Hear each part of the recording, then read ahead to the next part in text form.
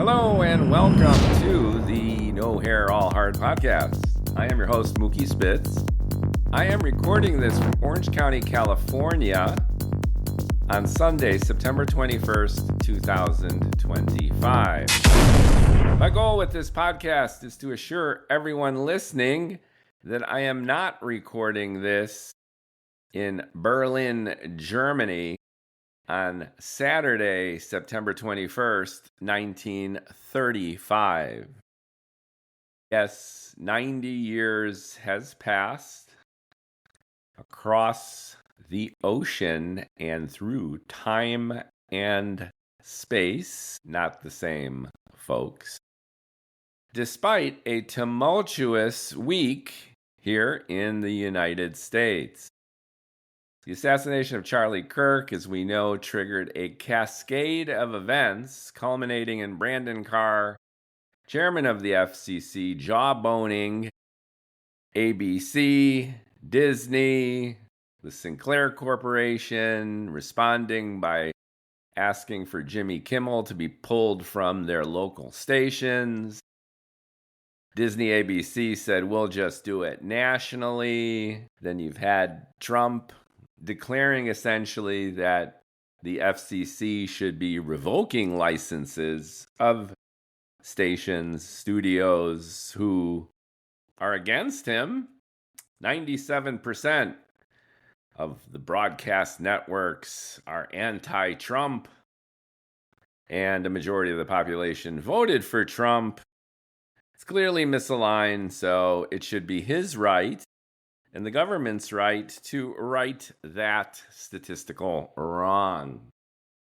He's put pressure on Pam Bondi, his attorney general at the Department of Justice, to literally go after a short list of Trump's enemies.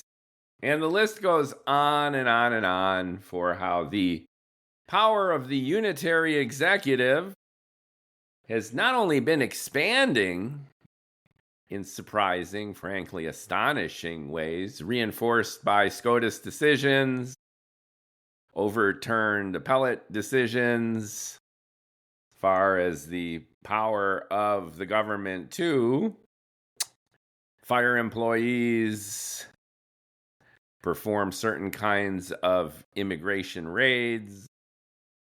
Again, the list goes on and on and on. Now, those on the left of the political aisle have been increasingly freaking out, declaring authoritarianism. And those on the MAGA right have been celebrating each and every move as righting the past wrongs. For example, the Biden administration admittedly jawboned social media companies regarding what they're posting. The China virus originating in a Chinese lab. Well, since then, the scientific community thinks that very well might be the case. Vaccine adverse events. Well, there were some now, weren't they? Now, I'm not trying to do a whataboutism or a two-sided political argument here. The goal of this podcast is to assure you, dear reader, that although the situation looks dire from, for example, a First Amendment point of view, freedom of speech, it looks dire from a constitutional point of view that puts Congress as essentially the most powerful branch of government because it is the representative body, ostensibly of the will of the people, over the executive branch, even over the judicial. Congress, as we know now, completely disempowered, or at least in lockstep with every move that Trump makes. And you can argue the same thing goes for all of his appointed judges, more or less. But my perspective here from 1935 to 2025 is anchored in history and culture. And the essence of my mini thesis here, and again, I don't mean to downplay this extravagant expansion of executive power or the trampling of the First Amendment, which I do believe is happening. But what I'm trying to demonstrate through a few examples is America in 2025 is not Germany in 1935, nor is it anywhere near the host of countries who have and are grappling with similar issues, or who have never had the luxury of being democratic in the first place. So let me be specific and let me use the lens of my own family and personal history. Both my parents are Holocaust survivors. It's frankly astonishing that they survived the war. Now, my mother's adventures were less harrowing, arguably, than those of my father, and I don't know that much about my mother's survival history in Romania throughout the war. And that relative ignorance of it made me think for years that the Romanians were fairly lenient on their Jewish population throughout this catastrophe. But I could not be more wrong. When I did look into the history, the Romanians were arguably, if not the most savage in their crimes against the Jews throughout World War II. You can look it up. And the percentage of Jews surviving in Romania is, I think, as low as that of Poland. And as far as Hungary goes, my father's experiences were far more harrowing. I have more details about them, and they are utterly fascinating to the point where I will be ranting in detail about them. I will be writing more about them, and I've already written about them through several blogs already posted on Medium. So I don't want to go into the family details. My mom hiding in a barn on the one hand and doing all sorts of stuff I don't even know about. And then again, my father's much more detailed chronicle and adventures.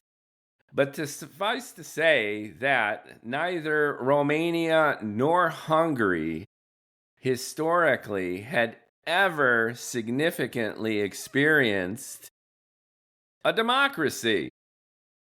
You could say that there were short periods of time where they flirted with it, but these were periods characterized by tumultuous upheavals to the point of revolution. For example, the Bela Kun uprising in the early 20th century in Hungary, which was equivocated with a communist takeover, which whiplashed into the anti-Semitism that grew exponentially afterwards throughout the country, ultimately precipitating some of the horrors that came later. But suffice to say, Europe, aside from the French Revolution, knew only aristocracy pretty much until the late 19th, 18th centuries. You have countries and histories and cultures that did not have free and fair elections. They did not have a tripartite constitution. They did not have individual rights of citizens baked into their laws. And they didn't have what we as Americans take for granted, namely the Constitution, its amendments, what we consider democracy and the rule of law. Some of these countries flirted with it, and as I'm saying, under extreme circumstances that didn't last. And really, prior to the end of World War II, most of Europe had no idea about this democracy thing. Now, looking at Germany, it's been well documented that World War II was really an extension of World War I, with an interregnum period of horrible bureaucracy, inflation, destitution, and the imminent threat of communist takeover from the East. The Weimar Republic, you could say, well, that was a democracy, wasn't it? Well, again, that just highlights and accentuates what I'm saying about these flares of democracy in times of great chaos, where democracy itself is equated with being destitute and the country on the brink of foreign invasion. So that doesn't count. There's no analog between Germany in the early 30s and America in the mid-20s of the 21st century. It's not even the same game. As they say in Pulp Fiction, it's not even the same sport. And when you take a look at the globe and you spin it like Dr. Livingston in the cartoon and randomly stop it anywhere on the planet, you're likely to hit a country with a similar kind of backstory, minimal to no experience with democracy, democratic rule prior to World War II, the ending of World War II, and likely afterward. We are a rare and in ways unique experiment on a grand scale that has been more or less highly successful. Said world wars have catapulted us into the world's center stage, economically, culturally, militarily. Before World War I, the United States wasn't really taken seriously. We were this backwater, whatever. And with Europe destroying itself from within, with the London banking system going broke from the war, financially the attention shifted from London to Wall Street, New York City. And then when we entered the war, we became this military industrial machine that led to the victories of World War I and World War II. And then it was off to the races, where this ginormous democracy, propelled by this military industrial engine, pretty much made one military mistake after another. But that said, we've made an indelible imprint on world history as a result of these two major military victories. And with it, we tried to democratize the world wherever we could, and we often failed miserably in those areas too, which reinforces my essential point, which is you can't just activate a democracy because you feel like it. And conversely, you can't just destroy it overnight because you feel like it.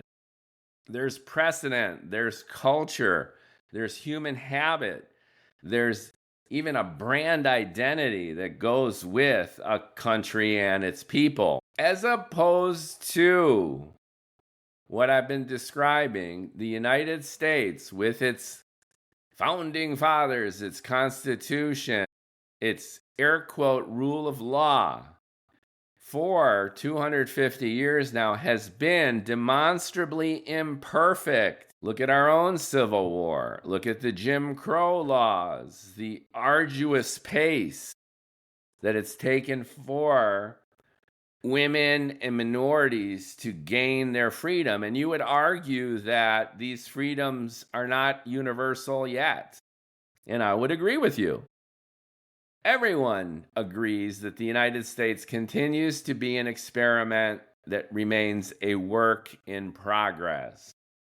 And that's how it should be. But my point again is that even if we feel all of our norms being tested, arguably like never before on this scale, and we can include Richard Nixon, we can include Huey Long in Louisiana, we can include the KKK governor of Indiana, we've had a spotty, oscillating history between the temptations of authoritarian rule and then a whiplash back into a system of checks and balances. And now the pendulum has swung into administration, which is, as I bloviated in another podcast, kind of this weird mix of Huey Long and Richard Nixon and now Donald Trump all sitting together at the Resolute desk.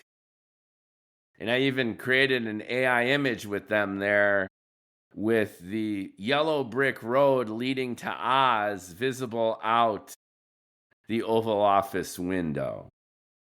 So the point I'm making is, yes, the situation, at least as seen for the last several decades, is extreme in this capacity. And yes, we have every right to be concerned about it. And the weakness of the Democrat Party only fuels this fire and is yet another sign of the significance of this moment. Yes, yes, yes, yes, yes. And no, I'm not saying it shouldn't be taken seriously. And once again, I no manner want to what about it or two sides it by saying that the Democrats are largely to blame for their own demise, that the Democrats have perpetrated perhaps not equally extravagant overreach, but what I'm getting at is we're not Germany in 1935. We're America in 2025. And it's not even so much the year as the country, because a country, a culture, a history is a type of attitude, a lifestyle, a norm. And in order to truly transform a norm, you need a generation or two, or maybe even three. If you have no precedent for a democratic system, if you've never before lived under anything even remotely analogous to what we've luxuriated in the United States of America, then democracy, if you give it a whirl, has a very small chance of sticking. And conversely, if you've been comfortable with this rule of law, a tripartite system, and democracy, then usurping it is very, very difficult. And that should assure you a little bit. You need to give this moment in our history some historical context. And I'm going to say it again, I'm not downplaying the seriousness of this moment. I'm merely trying to calm the freak out from this historical perspective. Let me offer another counterpoint, another counterfactual example. Look at Russia. When the wall started to come down and there was glasnost, and Reagan asked Gorby to take down that wall, and he eventually did. And we're looking at the late 80s, early 90s with the collapse of the Soviet Union, the USSR, largely because our credit was better. They were imploding economically. And there have been libraries of books written as to why the USSR fell. The hand of Reagan, the willingness of Gorby to see the light, economic factors, social factors, energy infrastructure related factors, war in Afghanistan. Suffice to say that the Soviet Union as it existed collapsed. And in that vacuum came a hopefulness. Free and fair elections. Could Russia become a democracy? And amid the turmoil, you had guys like Vladimir Putin, who didn't see the fall of the Soviet Union as a good thing for the world and an even better thing for Russia, they considered it a cataclysm.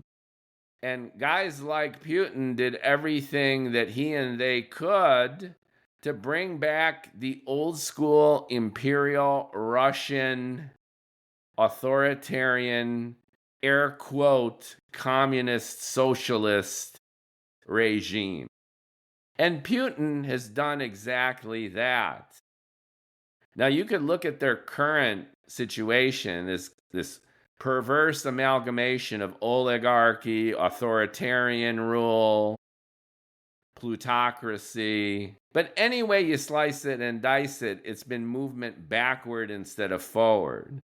And in the spirit of the counterfactual, you could see Putin taking a very different path, which is, extend the olive branch to the West, even if NATO is not being as conciliatory as you want. Open Apple factories in Moscow, in Siberia. Why is China making most of our smartphones? Rather than conflict, why not collaborate? Why not work together with the West? But Putin wanted none of that. And you could watch an Oliver Stone documentary and conclude that we pushed Putin to be the extremist that he is. But anyone with common sense calls bullshit on that essential premise. Putin wanted the return to the old Russia, and he said it himself. And he sees the West as adversarial. He wants to go back. He wants to make Russia great again. And he's done everything to facilitate that, including saving hundreds of billions of dollars for the moment when he needed it, which he knew he would need when he invades Ukraine.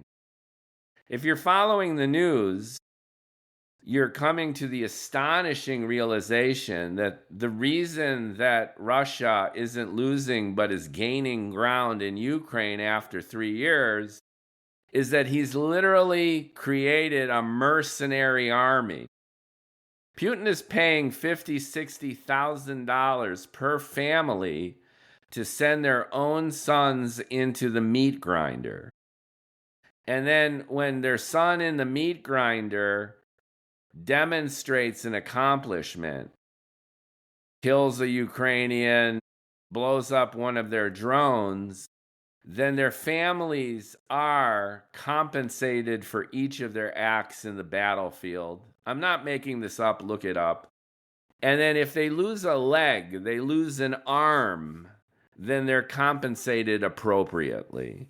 So Putin has saved all of his corrupt oil money and is now flushing it back into the Soviet system to sustain his war machine. Make Russia great again. Unify Russia, absorb Ukraine. That's his goal.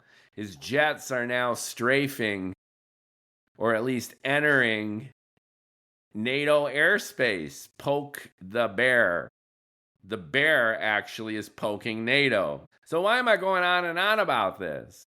Russia had a taste of democracy, and it just didn't work out now, didn't it? Now, you could say that Putin and his cronies took advantage of the moment and corrupted the system and the opportunity, but it's actually the other way around. Russia, going back 1,000, 2,000 years, has known only authoritarianism in one form or another. Russia was never, ever ruled democratically. And the people of Russia, from all walks of life, from one end of it across 12 time zones to the other, have known only authoritarianism. So when there was a brief respite from that, they didn't quite know what to do with themselves. And that let a huge opportunity open for guys like Putin to get themselves, air quote, elected, and then go full throttle in the other direction. And the reason it happened with such apparent facility is because the Russians and the Russian people historically, culturally, economically, have never known any different. Flip the looking glass the other way. Here in the United States, despite our challenges, despite the difficulties of bringing equal rights to minorities who have historically been neglected, despite the robber barons of the 19th century, despite the income inequality of the 20th century and beyond. You could be Howard Zinn or Bernie Sanders, but you could still tell the difference between Russia and the United States. And it's that difference which is our safety valve, which is our buffer between democracy and authoritarianism. And it's being tested right now in a really, really big way. But me, personally, I find this fascinating. I'm curious how the system responds. I consider Trump not altogether terrible. I've had numerous podcasts where I've brought on everyone from a MAGA minion to the super progressive lefty. I've had a leftist, the self-proclaimed leftist who even hates the Democrats. He declared himself way left of Bernie Center. Bernie Sanders is like Ted Cruz for this guy. I've talked to him on my podcast too. And I've tried to hear every side and wrestle with every voice. And as I've said many times before, my personal slant, if you can call it an ideology, is closest to being an intellectual libertarian. And by that I mean take every issue as its own, have the central principle that less government is better than more government, and basically don't tread on me, and take an objective, common sense, intelligent view of the situation and its individual issues. So that said, I see a lot of good that Trump has done. For example, if choosing between the Trump border and the Biden border, the Trump border makes more sense. You can't have millions of people pouring across a border. Is Trump too harsh? Obviously. But I'm just saying, Trump isn't the boogeyman. Trump isn't all evil. Trump's jawboning of NATO, he's right about a lot of that. Why should we provide the defense of Europe? Disproportionately so. He's right. Let the Europeans step up. Even vis-a-vis Ukraine and Putin. Is it really our business? I guess we want to maintain security and stability in Europe. But imagine Texas seceding from the Union and Russia pumping hundreds of billions of dollars into Texas defense. Is the analogy perfect? No, but America, especially since World War II, has meddled in the affairs of one country after another, and it's usually led to disaster. So there are fundamental precepts of American foreign policy, American internal policy that just have made no sense. Look at the Middle East. Were the Abrahamic Accords a good idea? Yeah, sure, of course. Is our unconditional support of Israel a good idea? No, I'm Jewish. I'm the Holocaust survivor. It frankly makes no sense to me that we give Israel carte blanche. And what the hell are they actually doing except conscientiously trying to annex the West Bank, kick the Palestinians out of Gaza too? I mean, it's their country, but we're integral to that. And I'm not going to say one way or another who should rule the roost in Palestine. But I think it just doesn't make any sense. It's pure hypocrisy on our part. And let's look at the bigger picture of who's got the real power in the region. And the list goes on and on. So is Trump evil and the personification of the boogeyman? I don't think so. Largely because many of his policies, even if they're slipshod, ad hoc, and haphazard on an individual policy and topic and issue basis, make sense, at least in part. And many things the Democrats have done have made no sense whatsoever.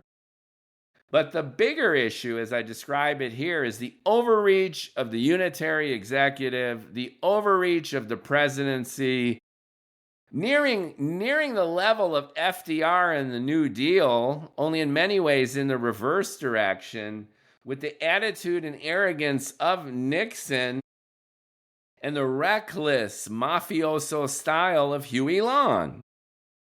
So I say no bueno. But I also say that it's not the end of the world as we know it. The Chicken Littles, at least to this point, are really going over the top. That's not to say that this stuff shouldn't be fought against. But again, the point of this rant is we are not, at least not yet, collapsing in terms of our essential governing structure and culture and values. We have 250 years of general precedent that ain't going nowhere. In the countries that have slipped into authoritarianism or never gotten out of authoritarianism, well, for the most part, that's all that they have ever known. That's my point. So, yes, be concerned. And yes, if you're a Democrat, implore your party to figure it out. But no, I don't think we're seeing the end of the United States as we know it. And as I was intimating a few minutes before, the exciting aspect of all of this, and I don't say that in a condescending way or a dismissive way, I really think it's exciting, is to see how well the structure of government and our actions to the reactions of the reactions of the actions play themselves out. And let's see how much the authoritarian desire will be allowed to play out. And what will this mean, medium to long term, as far as the power of the presidency goes, our stomach or lack of it for this kind of behavior. And as a final example, I suggest look to Brazil. Much to Trump's consternation, Bolsonaro got 20 years in the slam. And Bolsonaro was inspired literally by our January 6th and tried to pull his own kind of coup. And he did it in a much more overt and complex way, down to being documented saying that he wanted to take out some of the opposition leaders and organize the military to literally launch a coup. So there's tons of documented evidence that Bolsonaro was going for it. And the Brazilian courts, and frankly, a majority of the Brazilian population who were like, no, buddy, no. And the judge said, bye-bye. And for the most part, the country and the people are like, no, we just fascism, military takeover, coup d'etat, Idi Amin Dada style, no thank you. And a big reason that they said no is because they've already had a taste of it. And because they have enjoyed more or less or more, free and fair elections. They've lived with a flawed but fairly functional, air quote, democracy, and they're just not having it. But see, they were pressed to the limit. I don't think we've been pressed to the limit. We're spoiled. Here in the States, we're spoiled rotten. The median income in Alabama is higher than that of the UK. And you can factor in healthcare and overall quality of life and Oxycontin addiction and all that. I get it. But we are spoiled rotten here in the United States. If you go to your Cracker Barrel, you're eating better than an Egyptian pharaoh could even imagine. And even with our shitty educational system and our shitty healthcare system, we're doing okay. The average life expectancy at the turn of the last century, the beginning of the 20th, was, I believe, 48 years old. And now we're cracking 78 years old. And it's gone down a little bit because of COVID, because of Oxy, because of fentanyl now. Because basically everyone's griping and anxious. I get it. I'm not saying that everything is awesome like the fucking Lego movie. I'm saying that we've lost the sense of perspective, and we've lost it because of the cauldron of bullshit that is social media and the digital platforms. And you go to the digital platforms now and everyone is ranting, and you think civil war not only is imminent, but it's already happening.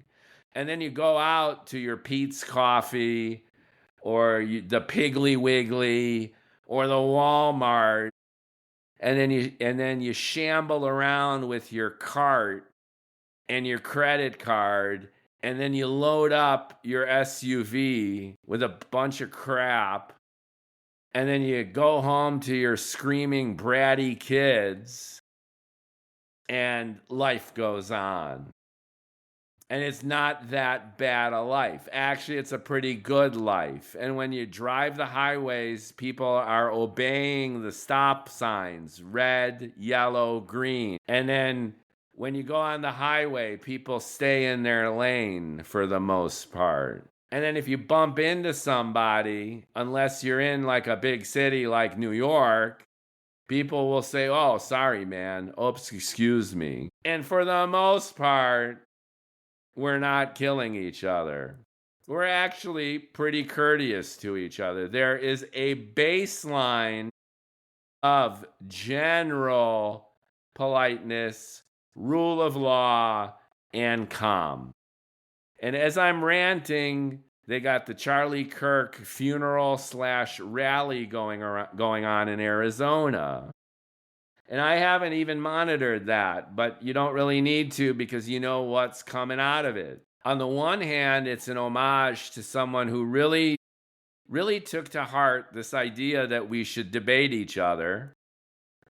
And on the other hand, you have folks who are mourning his passing for that reason and for who he was, and who are frankly taking advantage of that horrible tragedy to turn the screws in the direction of unitary executive overreach, authoritarianism, and right makes right. So let's see how it plays out. But again, my goal in terms of frothing at the mouth at the microphone on this Sunday, September 21st, 2025, has been to assure you that this is not Saturday, September 21st, 1935 in Berlin, Germany. We're not. It's not the same beast. It's not even the same ecosystem. History's history, culture's culture, and we have invested generations in this country in a way that's mostly unconscious anyway. We take for granted that we're diverse, that we just have to deal with each other. And we've been kvetching and arguing and fighting and trying to gain advantage since the get-go. And as a nation, we have ping-ponged back and forth between extremes. And now, thanks to this digital communication platforming reality, everything's been exponentially accelerated. and enhanced. But at least not yet. Virtual reality is not reality. And now we're seeing an augmented reality of distortions and funhouse mirrors that just aren't fun anymore. And hopefully, if we've learned anything, we've learned we got to chill a little bit.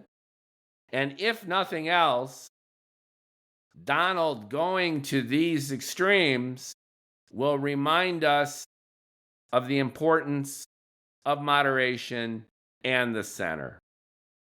So am I being Pollyanna? Am I being naive? I don't know. My essential argument, though, is you can't topple a house overnight in either direction. So if the house was built with authoritarian brick and mortar, aristocracy, inherent control from the top down, then it's got that momentum, and there ain't much you can do to flip it into a democracy. Cue up Afghanistan, Iraq, all of our shenanigans post-World War II. It just didn't work. And conversely, if the house has more or less been built of democratic brick and mortar, this is what we're used to, then yeah, there's going to be an earthquake and there's going to be a shakedown and shake up. But history's on the side not of left or right, but history is on the side of the sheer momentum of the culture and the values and the rule of law that we've been used to for generations and generations, no matter how imperfect. So sleep a little bit easier tonight. Don't have blind faith that it'll automatically correct itself. But at the same time, don't assume that a single president will be able to upend hundreds of years of precedent, because the United States is not the same. Thankfully, we are the unicorn of history, at least up to now. So I don't think it's going to be a Handmaid's Tale. At least not yet. Thanks for listening. I'm curious what you think. More on this subject. Now I'm going to go check the news and see how, the Arizona rally will be the dawn of the new age. Or, as I figure it will be, just another course correction, which in turn will be course corrected in the never-ending give and take and back and forth and wrestling match between competing ideologies, cultures, races, religions, belief in this great experiment, the US of A.